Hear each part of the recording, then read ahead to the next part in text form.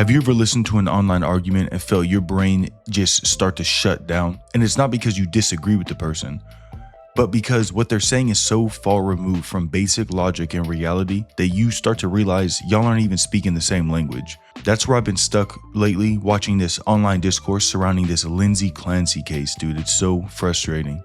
But listen, if you aren't familiar, I won't beat you over the head with it, but basically, Lindsay Clancy is a mother from Massachusetts who ended the life of her 3 young children through strangulation during what her defense argues was a severe mental health crisis and postpartum psychosis. Now look, if people were having an online debate about legal culpability, arguing whether or not she should be found not guilty by reason of insanity or be found guilty, then that would be a legitimate debate because that's just an opinion, right? You can have your own opinion. I'm all for it. But that's not what a massive chunk of people online are actually doing. See, what I'm talking about is the thousands of women on TikTok, on Twitter, and to be honest, actually even major commentators like, Candace Owens, who I will mention a little bit later, but people who are arguing that Lindsay Clancy is not literally or even morally guilty. See, they just aren't saying that she was sick. They're actually saying that it is someone else's fault, that it's society's fault, or it's the doctor's fault. You literally have people saying that the doctors who gave her medication for her mental health struggles, that those doctors should be on trial instead of her, that she should just walk away completely blameless. Think about that for a second.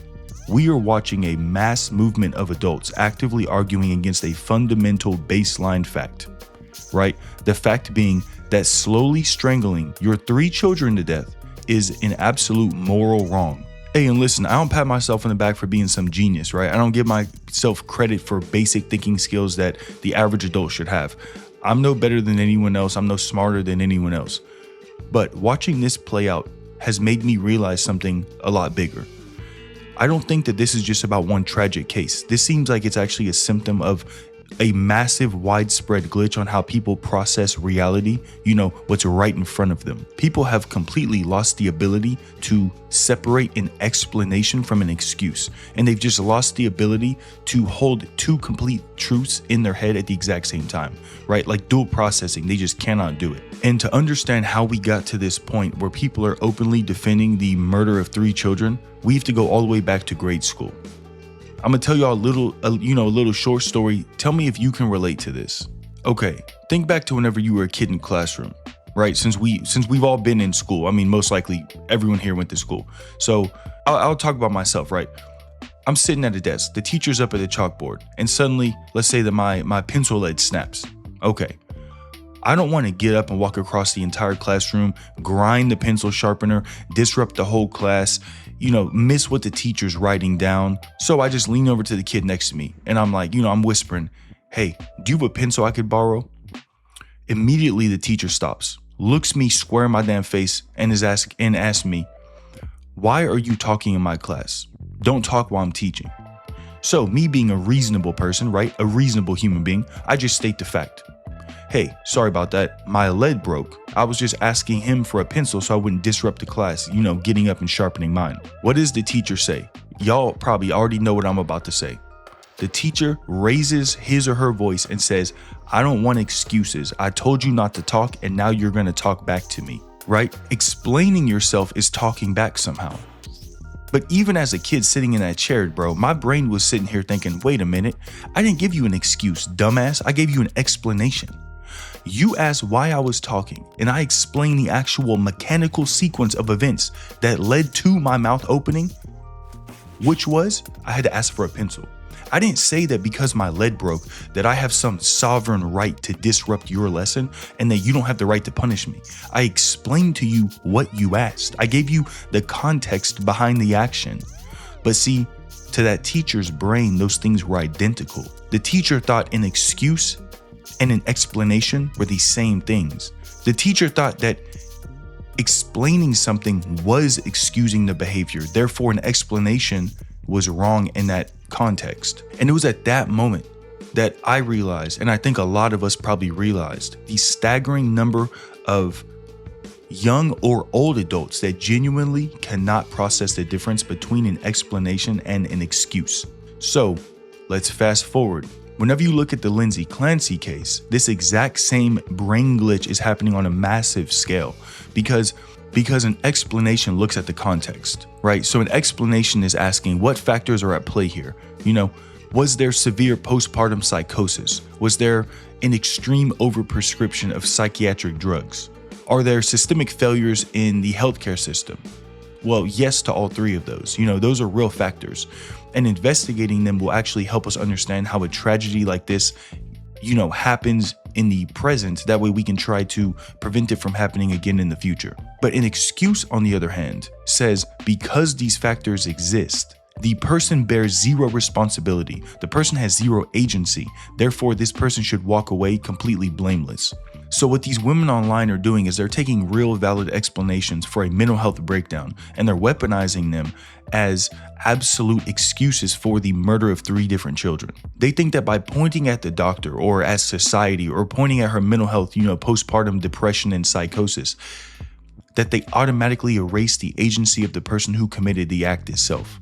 It's the exact same childhood, effed up teacher, broken pencil logic.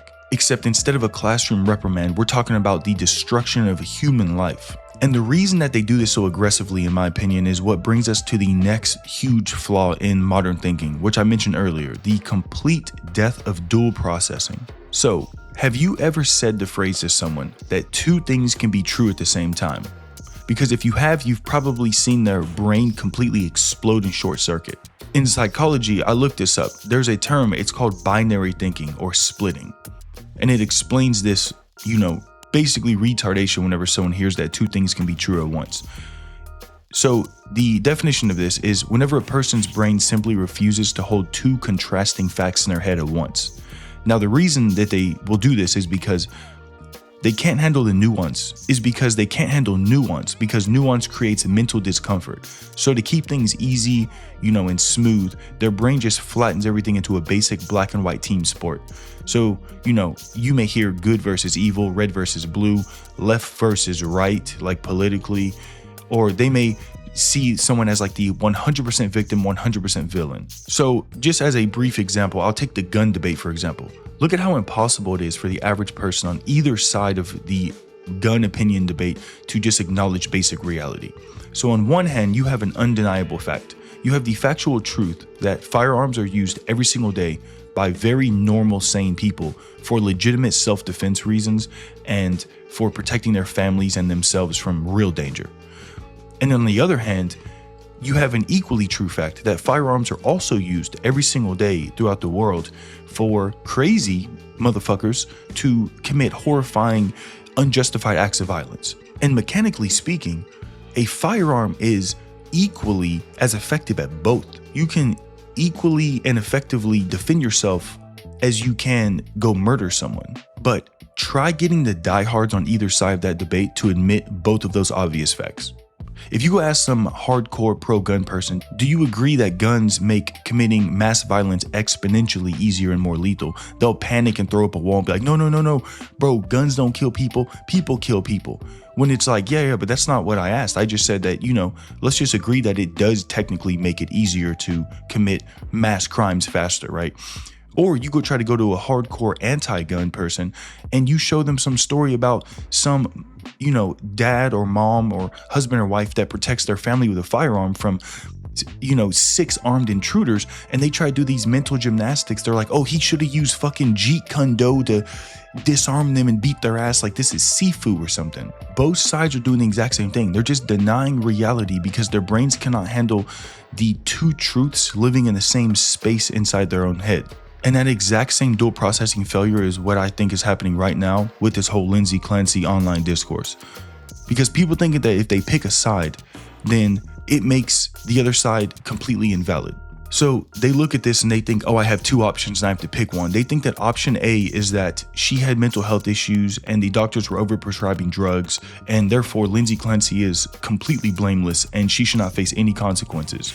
Or they think that option B, or the second option, is that you have to acknowledge that strangling 3 innocent children that completely depend on you for their health and well-being and look at you as a maternal figure of safety, that if you do that, then you are just an absolute horrific monster, and therefore your mental health doesn't exist. The doctors didn't do anything wrong. Society has nothing to fix. It's just you being a heartless monster, and you need to die, and all women need to be killed.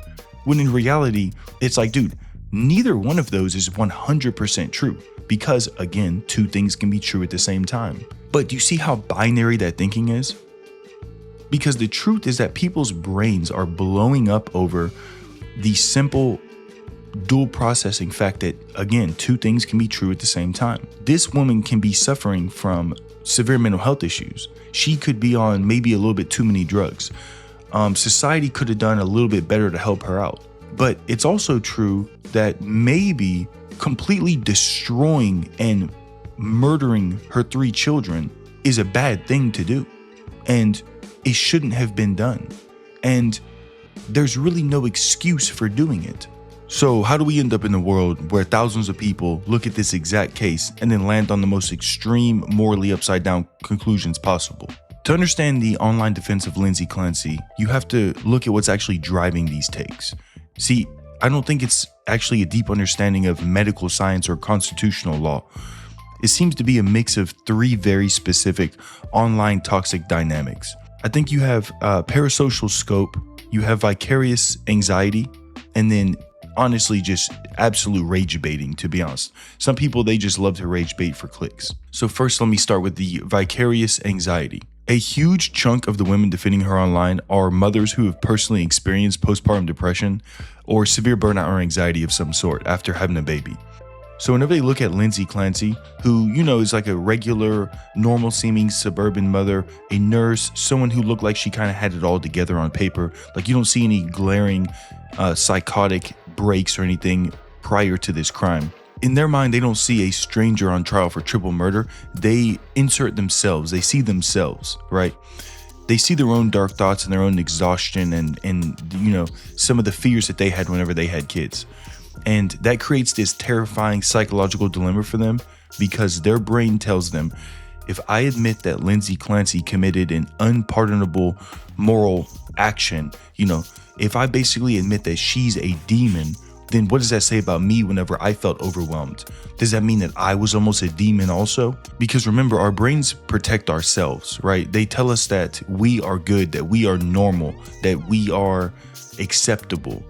And so it's very difficult to point to someone else who had the same thoughts that we may have had and been like, no, that's evil. So what I'm saying is, to protect their own ego, they perform a complete moral just wipe out of their own memory, and they just strip 100% of the individual agency away from the mom and dump it into the environment. So you hear them say, oh no, it was the healthcare system, or no, it was the postpartum depression, or it was society's expectations of mothers these days. Look, what I'm saying is, we can have a brutal, honest conversation about how psychiatric drugs are handed out like freaking Halloween candy. Or we can talk about how maternal health care in this country routinely fails women. I get it. Those are real issues. We can always be better and fix things.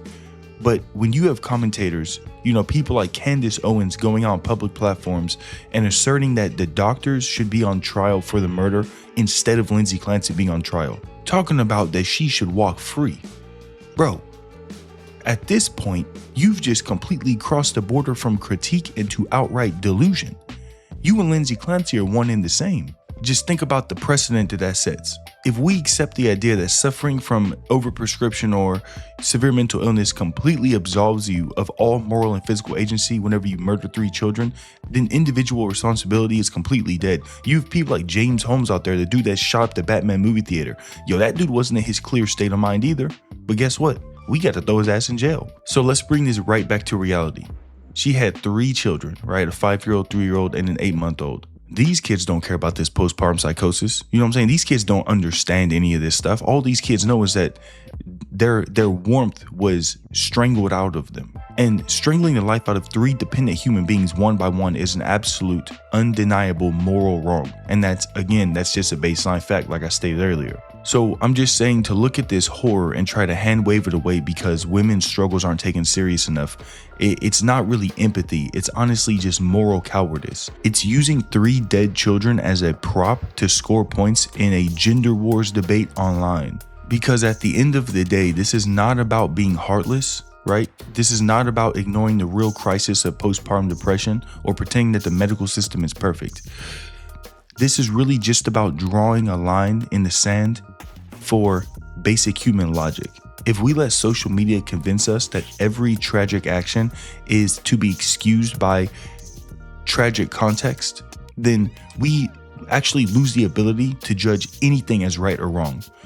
We turn individual agency into just some illusion, and then we end up turning horrific violence into just a byproduct of society where no one's actually to blame because everyone has had trauma in their life. So to wrap this up, I'm just saying that you have to be able to do two things at once, right? On one hand, you have to be smart enough to look at these systemic problems and demand better healthcare and truly understand the terrifying depths that mental illness can spiral someone into. But on the other hand, you have to remain grounded enough to say that destroying 3 innocent lives is also an absolute moral violation that demands accountability. Because remember, an explanation is not an excuse. A contributing factor is not absolution. The moment that we forget the difference, we don't just lose an online argument, we lose our moral compass entirely as a society.